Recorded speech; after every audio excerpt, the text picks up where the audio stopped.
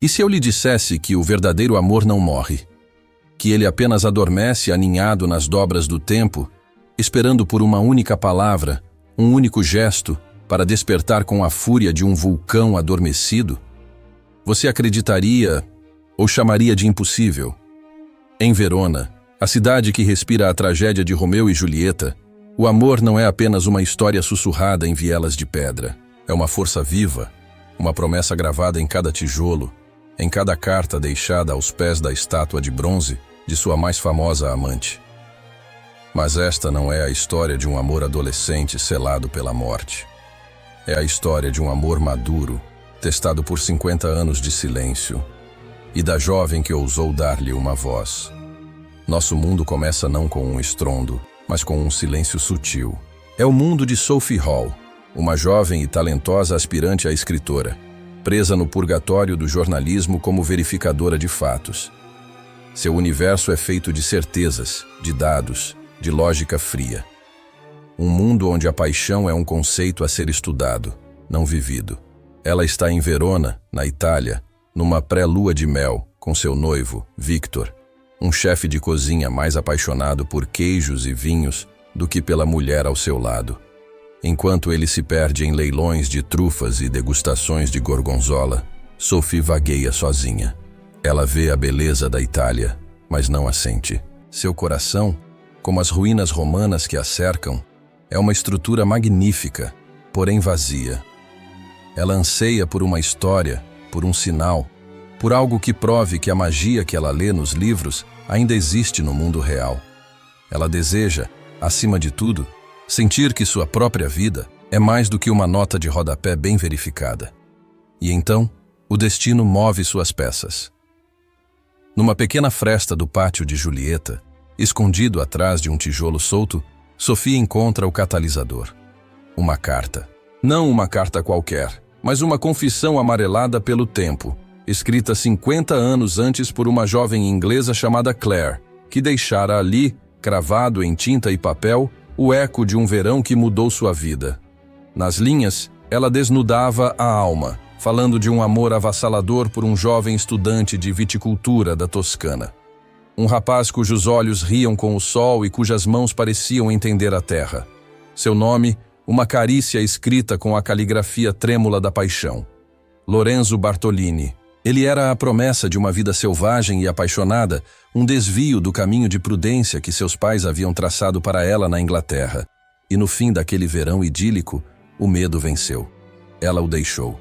Mas a carta não era um adeus. Era um último ato de coragem. Um convite desesperado para que ele a encontrasse sob a figueira onde se viram pela primeira vez, para que fugissem juntos. Um convite que ela acreditava ele nunca aceitou. Aquele lamento selado, aquela escolha pela lógica em detrimento do coração. Sophie viu a si mesma naquele fantasma de papel. Naquele momento, algo dentro dela se quebra. A verificadora de fatos dá lugar à contadora de histórias. Em um ato de rebelião contra sua própria vida sem cor, ela decide responder. Ela escreve a Claire, agora uma avó na Inglaterra, e suas palavras se tornam uma ponte sobre um oceano de 5 décadas de arrependimento. A resposta de Sophie acende a centelha. Claire, uma senhora elegante e de coração ferido, chega a Verona, não sozinha, mas acompanhada de seu neto, Charlie. E aqui, os mundos colidem com a força de uma tempestade toscana. Charlie é a encarnação do ceticismo.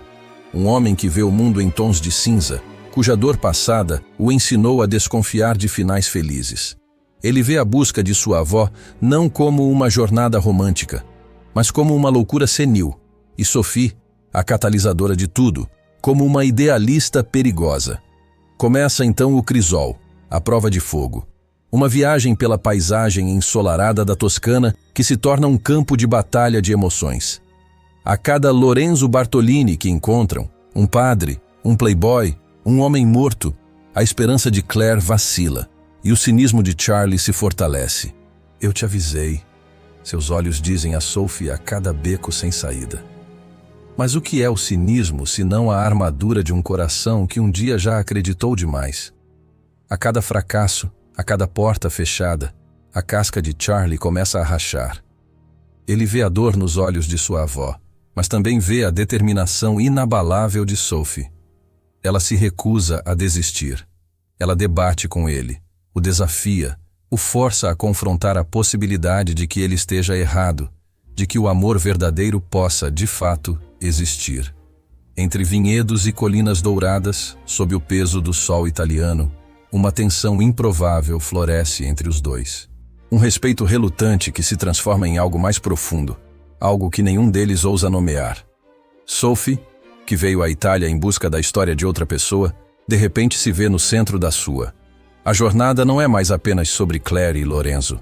É sobre a batalha entre a esperança e o desespero, que ecoa em sua própria alma e no coração endurecido do homem ao seu lado. Chega o momento do juramento, o ponto sem retorno. Após mais uma desilusão devastadora, Claire está pronta para desistir. A dor de reabrir velhas feridas se torna insuportável. Ela olha para Sophie e, com a voz embargada, decide voltar para a Inglaterra. O sonho acabou. É aqui que Sophie faz sua escolha. Ela não permitirá que esta história morra. Ela olha para o rosto cansado de Claire e para o olhar conflituoso de Charlie e faz um voto silencioso. Não era mais a história de Claire, era a sua. Ela se recusa a deixar que o medo e o tempo vençam. Com uma paixão que surpreende a si mesma, ela convence Claire a tentar uma última vez, a não deixar que o "e se" a assombre para sempre. Naquele instante, ela deixa de ser uma espectadora e se torna a guardiã da chama daquele amor perdido. E então, o clímax.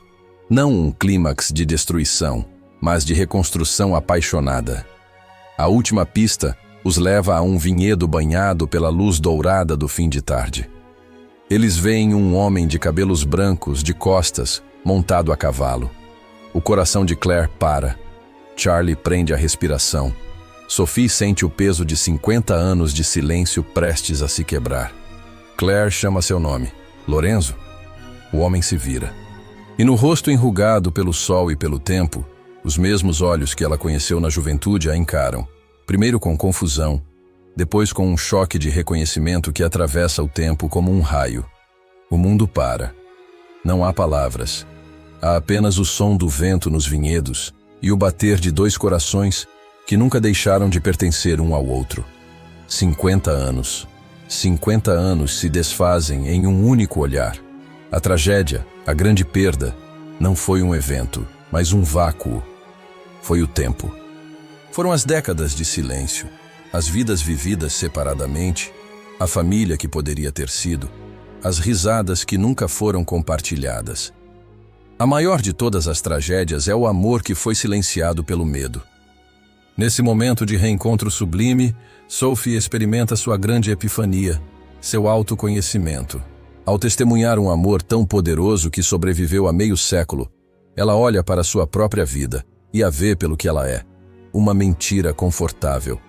Seu relacionamento com Victor, baseado em conveniência e interesses paralelos, parece uma farsa pálida e sem vida. O amor não era um fato a ser verificado. Era um salto no escuro. Era a coragem de dizer "eu te amo" sem saber a resposta. Era a jornada caótica e imperfeita que ela acabara de fazer com Charlie. Em meio à alegria de Claire e Lorenzo, Sophie sente a dor aguda de sua própria solidão emocional. Ela entende, com uma clareza que corta a alma, que a história que ela precisava escrever não era a deles, mas a sua própria. A confrontação final não é com um vilão, mas consigo mesma. Sophie volta para Verona. Termina seu noivado com Victor, não com raiva, mas com a triste certeza de que eles queriam coisas fundamentalmente diferentes da vida. Ela escreve sua história, a história de Claire e Lorenzo, e a envia para a revista. É um sucesso. Mas a resolução de sua história pessoal ainda está em aberto. Ela vai ao casamento de Claire e Lorenzo, uma celebração não do começo, mas da continuação de um amor que nunca terminou. Ela vê Charlie, e por um momento, o medo a paralisa. Mas então, ele lê em voz alta a carta que ela escreveu para Claire. A carta que começou tudo, e as palavras se tornam um espelho de seus próprios sentimentos. Em um final digno de Verona, Num ato de coragem e um pouco de desastre, ela busca sua própria felicidade, caindo literalmente nos braços dele. O beijo deles não é um começo, é um reconhecimento. É a conclusão de uma jornada que começou com uma carta e terminou com duas almas encontrando o caminho de casa. No final, a história nos deixa com uma verdade ressonante. Não se trata apenas de um amor perdido e reencontrado. Trata-se da coragem de consertar o passado e da ousadia de construir um futuro. Uma única carta, um único ato de esperança, não salvou apenas um amor. Salvou 3 vidas da tirania do arrependimento. Mostrou a uma mulher idosa que nunca é tarde demais, a um homem cínico que vale a pena acreditar, e a uma jovem perdida que a maior história que ela contará é a sua própria vida. Há um vislumbre de esperança, a prova de que, às vezes, o amor precisa apenas de um pouco de coragem para reescrever o final. Se esta história tocou você, deixe seu like, compartilhe com alguém que ama grandes narrativas e inscreva-se no canal. Isso nos ajuda a continuar contando histórias que merecem ser contadas. Até a próxima. E lembre-se, as palavras e se são 2 palavras que podem te assombrar para sempre.